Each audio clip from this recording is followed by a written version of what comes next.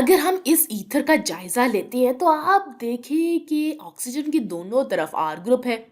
और अगर हम ईथर्स को नाम देना चाहें तो यहाँ बहुत से मुख्तलिफ तरीके हैं जिससे हम ईथर्स को नाम दे सकते हैं।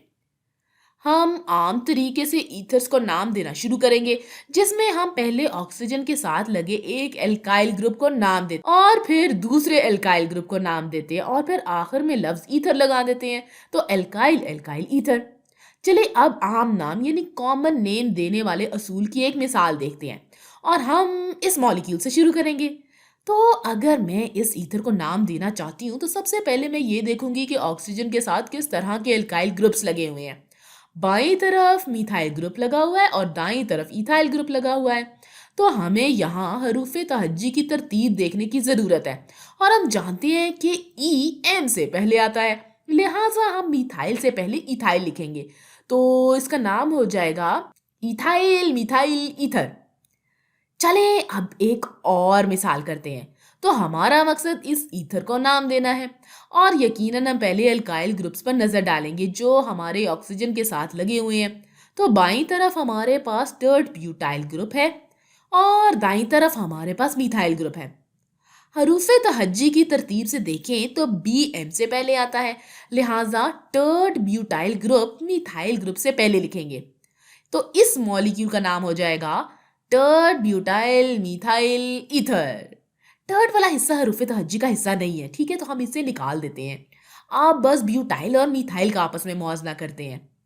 टर्ड ब्यूटाइल मिथाइल ईथर इसका सही नाम तो है, लेकिन आप ये नाम लेबोरेटरी में नहीं सुनते होंगे। आमतौर पर आप इसे मिथाइल टर्ड ब्यूटाइल ईथर कहते हैं या MTBE कहते हैं।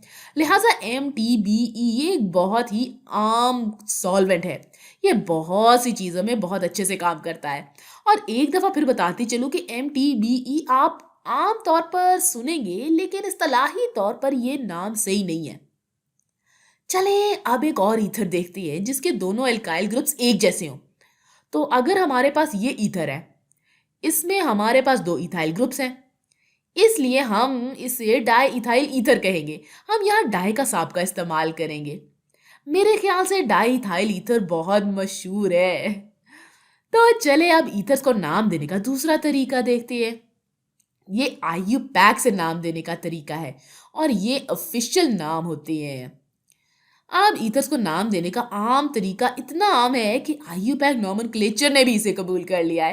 लेकिन IUPAC का तरीका भी है जो कि ज़्यादा पेचीदा मॉलिक्यूल्स को नाम देने के लिए इस्तेमाल होता है, जिसमें ईथर को सब्स्टिट्यूट के तौर पर नाम देते हैं, जिसे हम एल्कॉक्सी कहते हैं। तो हम ईथर्स को सब्स्टिट्यूट के तौर पर नाम देंगे और फिर हम पेरेंट एल्कीन का नाम लिखेंगे, लिहाजा हम इनको एल्कऑक्सी एल्केन कहेंगे। अच्छा, तो अब आप क्या करेंगे जब आपके पास इस तरह का ईथर होगा, यानी ROR', फिर आप बड़ा एल्काइल ग्रुप देखेंगे और वो आपका पेरेंट नेम होगा। चलिए कह लेते हैं कि R' हमारे पास लंबी कार्बन चेन वाला ग्रुप है, ये एल्केन का नाम होगा और फिर आप मॉलिक्यूल के इस हिस्से को एल्केन का एल्कॉक्सी सब्स्टिट्यूट लिखेंगे। चलिए IUPAC नॉमेनक्लेचर की कोई मिसाल देखते हैं। ये वाला ईथर देखते हैं जो हमने पहले कुछ देर पहले देखा था। जब हम आम नॉमेनक्लेचर देखते हैं तो इसे इथाइल मिथाइल ईथर कहते हैं। तो अब IUPAC का इस्तेमाल करते हुए इसे नाम देते हैं। हम बड़ा ग्रुप देखेंगे और वो पेरेंट नेम होगा।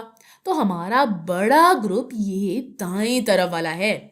अगर हम इसको नंबर देते हैं तो आप कह सकते हैं कि ये 1 है, ये 2, लेकिन इस मिसाल में हमें नंबर देने की ज़रूरत नहीं है, ये सिर्फ लंबी कार्बन चेन के लिए है और इस मिसाल में हमारे पास ईथेन होगा। तो यहाँ पर हम पेरेंट एल्कीन का नाम ईथेन लिखते हैं। सब्स्टिट्यूएंट क्या है यहाँ? ये ईथर वाला हिस्सा है, हम इसको एल्कॉक्सी का नाम देंगे और जैसा कि हम जानते हैं कि यहाँ पर एक कार्बन है, इसलिए हम मेथ लिखेंगे और एल्कॉक्सी की जगह हम मेथॉक्सी लिखेंगे। लिहाजा इस मॉलिक्यूल का पूरा नाम है मेथॉक्सी ईथेन। हमें कार्बन नंबर के बारे में परेशान होने की ज़रूरत नहीं है, क्योंकि यहाँ पर हमारे पास पेरेंट चेन में सिर्फ 2 ही कार्बन्स हैं। लिहाजा इस मॉलिक्यूल का आईयूपैक नाम मेथॉक्सी इथेन होगा। इसका common name ethyl methyl ether होगा। दोनों ही काबिले कबूल नाम है। चले अब एक और मिसाल देखते हैं जिसमें हमारे पास इसी से मिलता जुलता ही एक मॉलिक्यूल है, लेकिन इसमें हमने कार्बन चेन का इजाफा कर दिया है। तो अगर मैं यहाँ पेरेंट चेन का सोचूं तो वो ये दाएं वाली है, जिसमें हमारे पास 3 कार्बन्स होंगे। अगर मैं इसको नंबर देना चाहूं तो 1, 2, 3, 3 कार्बन वाला एल्केन प्रोपेन है। और अब मैं अपने ईथर सब्स्टिट्यूएंट को देखूंगी कि इसमें कितने कार्बन्स हैं। तो हमारे पास सब्स्टिट्यूएंट में एक ही कार्बन है, तो एक दफ़ा फिर ये तो मेथॉक्सी ही हो जाएगा। तो मिथॉक्सी प्रोपेन हो गया ये। लेकिन इस दफ़ा मुझे इधर नंबर लिखने की ज़रूरत है, और ये ग्रुप इस कार्बन नंबर 2 से निकल रहा है, लिहाजा इसका पूरा आईयूपैक नाम होगा 2 मिथॉक्सी प्रोपेन। चले आप थोड़ी पेचीदा मिसाल देखते हैं जिसमें थोड़ी बहुत स्टीरियो केमिस्ट्री भी हो। तो अब ये वाला मॉलिक्यूल हमारे पास है, तो अब इसके लिए एक दफ़ा फिर मुझे सबसे बड़े ग्रुप को पहले देखना है। तो अगर मैं इन दो एल्काइल ग्रुप्स को देखती हूँ तो बाएं तरफ वाला एल्काइल ग्रुप मुझे बड़ा लग रहा है, और मैं अपने सब्स्टिट्यूएंट को सबसे कम नंबर देने की कोशिश करूंगी। अगर मैं बाएं तरफ देखती हूँ तो आप देख सकते हैं कि मेरे सबसे बड़े सब्स्टिट्यूएंट में 4 कार्बन हैं, लिहाजा 4 कार्बन यहाँ पेरेंट नेम होगा जो कि ब्यूटेन है। तो मैं यहाँ पर ब्यूटेन लिखूंगी। अब मैं ब्यूटेन को नंबर दूंगी। मैं अपने सब्स्टिट्यूएंट को सबसे कम नंबर देना चाहती हूँ। मैं दाएं तरफ से या बाईं तरफ से भी शुरू कर सकती हूँ, लेकिन दाईं तरफ से शुरू करना ज़्यादा मुनासिब होगा क्योंकि कार्बन नंबर 1 से भी सब्स्टिट्यूएंट निकल रहा है, कार्बन नंबर 2 से भी सब्स्टिट्यूएंट निकल रहा है, पर कार्बन नंबर 3 और 4। तो अगर मैं इन दो सब्स्टिट्यूएंट्स के बारे में सोचती हूँ कि कैसे इनको नाम देना है, तो यहाँ मेरी दाएं तरफ जो एल्कोक्सी सब्स्टिट्यूएंट है इसमें इस दफ़ा 2 कार्बन्स हैं, लिहाजा 2 कार्बन्स को हम भला क्या कहते हैं? अरे भाई इथॉक्सी कहते हैं, और इथॉक्सी कार्बन नंबर 1 से निकल रहा है, तो मैं ये लिख दूंगी 1 इथॉक्सी ब्यूटेन। फिलहाल हम यहाँ तक पहुंचे हैं। इसके अलावा कार्बन नंबर 2 पर ब्रोमीन है, लिहाजा ये 2 ब्रोमो 1 इथॉक्सी ब्यूटेन होगा। मैं बी पहले लिखूंगी क्योंकि इथॉक्सी के ई से पहले ब्रोमो का बी आता है, और फिर हमें इस कार्बन पर बिल्कुल सही वाली कॉन्फ़िगरेशन के बारे में सोचना है। कार्बन नंबर 2 यहाँ पर कायरलिटी सेंटर है, लिहाजा हमें सोचना है कि इन चारों ग्रुप्स को किस तरह से तरजीह दें। तो अगर मैं इन कार्बन्स को पहले देखूं जो मेरे कायरलिटी सेंटर के साथ जुड़े हुए हैं, तो पहले मैं ज़रा अपना कायरलिटी सेंटर तो देख लूं। तो वो ये वाला है। इसके साथ 4 मुख्तलिफ ग्रुप्स लगे हुए हैं और हाइड्रोजन भी है जो कि मुझसे दूर जा रहा है। तब मुझे एटॉमिक नंबर्स के बारे में सोचना चाहिए, है ना? तो मेरे पास यहाँ कार्बन बामुकाबला ब्रोमीन है, तो यकीनन ब्रोमीन का एटॉमिक नंबर सबसे ज़्यादा है, इसको सबसे ज़्यादा तरजीह मिलेगी।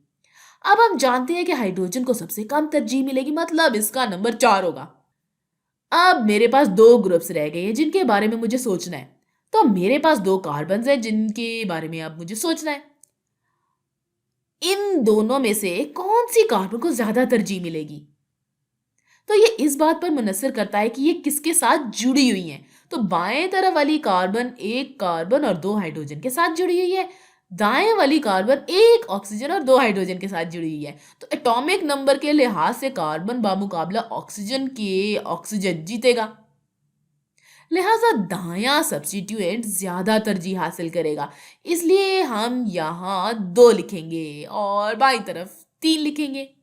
तो हमारे पास 1, 2, 3 ये काउंटर क्लॉकवाइज जा रहा है जो कि एस कॉन्फ़िगरेशन है, लिहाजा इसका हतमी नाम S2 ब्रोमो 1 इथॉक्सी ब्यूटेन है।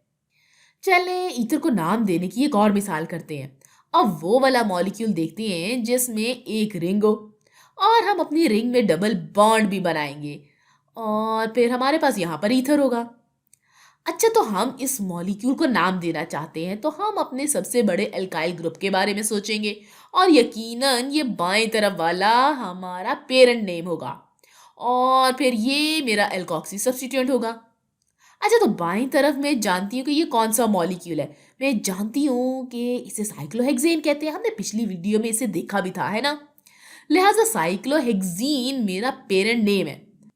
अब मुझे रिंग को नंबरिंग देने की ज़रूरत है ताकि मैं अपना सब्स्टिट्यूएंट को कम से कम नंबर दे सकूं। तो इसके लिए मुझे रिंग को नंबरिंग देनी चाहिए। ये 1, 2, 3 और 4। हम देखते हैं कि ये कौन सा एल्कोक्सी सब्स्टिट्यूएंट है। तो ये एथॉक्सी सब्स्टिट्यूएंट है। क्योंकि मेरे पास 2 कार्बन्स हैं और इथॉक्सी हमारे पास कार्बन नंबर 4 से निकल रहा है। लिहाजा ये 4 एथॉक्सी। अगर आप यहाँ एक लिखना चाहते हैं तो आप लिख लें 4 एथॉक्सी 1 साइक्लोहेक्सीन। 1 आप लिखना चाहे तो ठीक है और ना भी लिखें तो फिर भी ठीक है। लेकिन अगर आप ये मॉलिक्यूल बनाना चाहते हैं तो 4 एथॉक्सी 1 साइक्लोहेक्सीन आपको इसके बारे में मुकम्मल मालूमात दे रहा है। लिहाजा इस तरह से हम ईथर्स को नाम देते हैं।